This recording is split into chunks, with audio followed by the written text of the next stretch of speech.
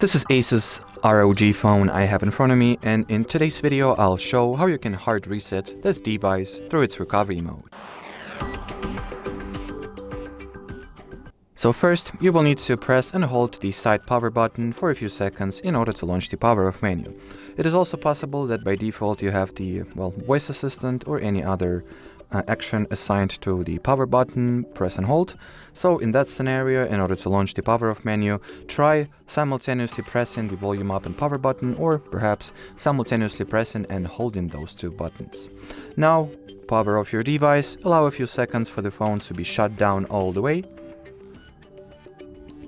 Once it is, simultaneously press and hold volume up and power buttons, and keep holding them until you'll see the bootloader menu.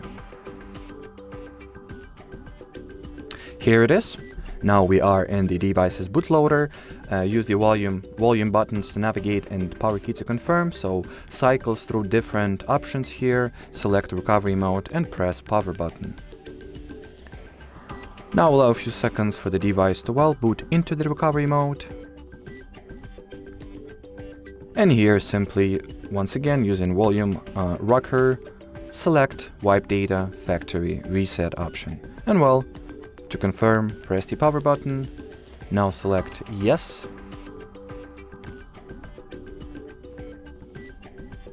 Did we select no? Let's select yes once again. Wipe all user data, yes indeed.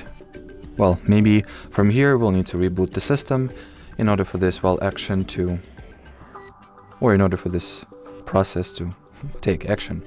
Let's wait and see. And by the way, the flag that you can use, the flag that you can use to confirm that the factory reset procedure is finished successfully, is the fact that you'll see the initial system setup interface, and here it is indeed, which means that the device has been hard or factory reset successfully.